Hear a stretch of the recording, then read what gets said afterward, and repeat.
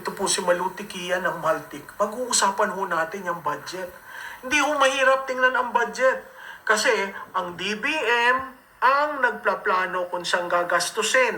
Ang Department of Finance siya ang nagkakalat ng pondo para gastusin ng DBM. So kailangan yung dalawa tingnan nyo. Wala akong masyadong pumupunta sa Department of Finance kasi ayaw natin ang numero, no? Pero ano ba ho yung revenues na sinasabi na under ng Department of Finance?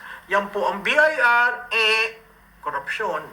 Nandyan ang customs, korupsyon uli, no? Kasama pa dyan ang Bureau of Treasury. Ang Treasury ho, siya naman ho yung tinitingnan, tama ba ang pag-alat? At kailangang i-liquidate sa kanila. Kasi kung hindi nagamit, babalik sa Bureau of Treasury. Para ho yan yung Confidential and Intelligence Fund. Kung hindi ginamit sa 11 days, dahil na i-release ng December, babalik ko sa Bureau of Treasury. Ba't ho kayo nag-request pa? Diba? Karamihan, ganun yung problema niyan. Pag hindi mo na-alat, by December, bumabalik sa Bureau of Treasury.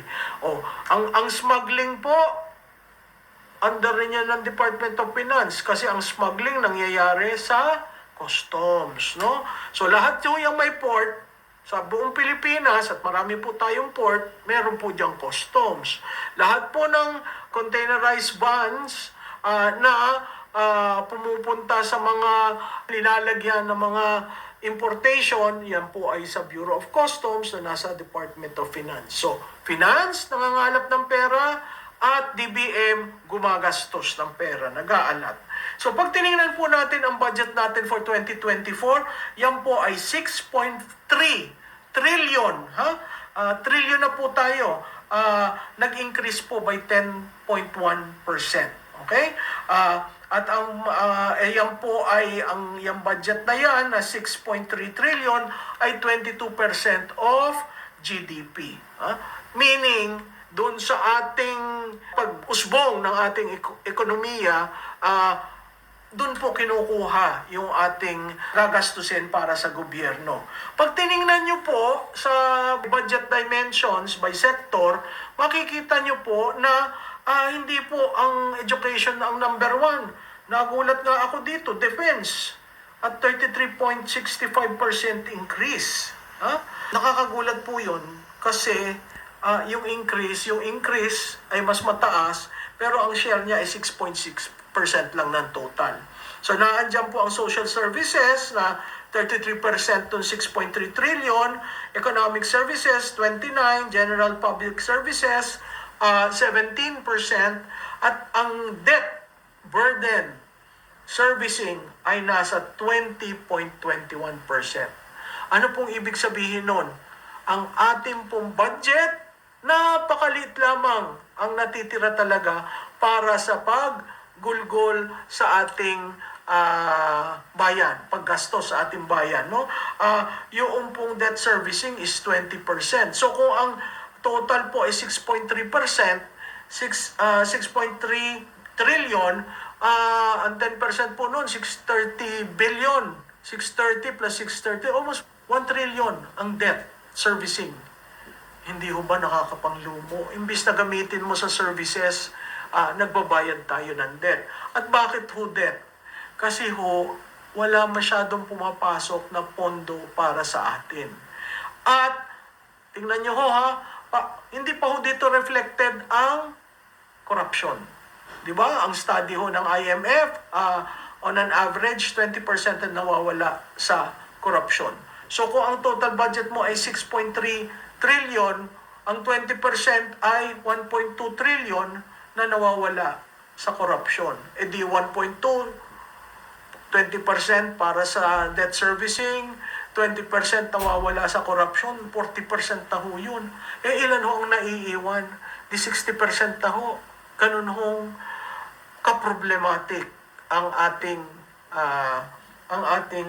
budget, no? Pag tiningnan naman po nyo in terms of Confidential and Intelligence Fund, makikita po natin dyan, ang pinakamataas ay sa Office of the President with 4.5 billion. Pareho lang siya last year. Pero ganun pa rin ho, ang taas, no?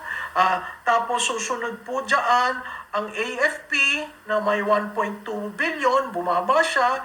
Ang NICA na 991 million, tapos kasama na ho dyan si CHR, si Games and Amusement, at saka si Office of Transportation Security.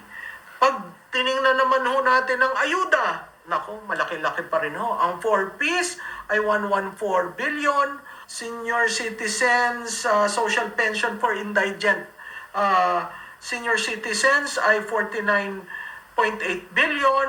Ang MAIP, ayan na naman, naririnig nyo na naman yung mga MAIP. Ano ho ba ang MAIP? Financially incapacitated patients ay nasa 26 billion at ang tupad 14 billion. Hindi ko ho alam kung may AKAP kasi yung AKAP, di ba, nakuha lang yan sa bicameral na ang may right na mag-dispense ay si speaker lamang. Tingnan ho natin kung anong skrimahan ang mangyayari na naman sa bicameral dahil nakikita po nyo halos sabay, mabilis ang pag-pick up ng budget. Titingnan natin kung ano ang mangyayari. Bakit po napakahalaga ang national budget? Bakit po ito umi-increase? Abay, yan po ay natural po yan. Hindi porke gusto mong mataas ang corruption mo. Hindi po. Kaya po tumataas across time ang ating budget kasi may mga rason. Unang-una na po dyan ang inflation. So yung rising cost. Pangalawa po, abay, pataas ng pataas ang ating populasyon. Dati po tayo 110, umaabot na yata po tayo ng 115 million Filipinos. Naandyan po ang economic growth and development. To sustain the growth, kailangan tayong mag-increase ng ating expenditure. Katulad ng sinabi ko kanina, yung debt obligation, meron po tayong security and global commitments, flashpoint sa Pilipinas, saan magkakaroon ng potential na controversy, yung pong West Philippine Sea o South China Sea is a flashpoint, no?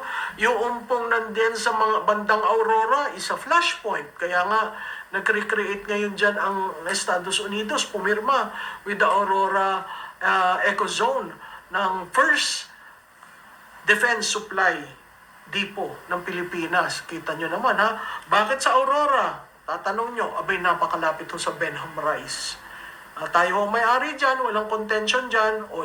Siyempre, tatanong natin, sino magde-develop ng Benham Rice? O may Ecozone na, kung ang Amerikano nandun, o di sino pa ho, no?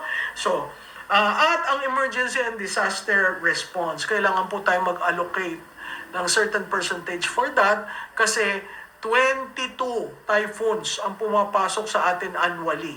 Hindi pa natin pinag-uusapan ang La Nina at ang El Nino. Yung mga yan at talagang kailangang tingnan. Kaya patuloy ho kayong panoodin ang nangyayari sa House of Representatives at sa Senado, sa budget, kasi karapatan nyo yun. Doon ho napupunta ang buwis nyo at kailangan natin makita sino ba talaga ang nakakapag-utilize ng budget nila at makikita nyo ho yung tinatawag nila swell. Who gets what, when, and how. Kasi ho, ang politika is all about allocation.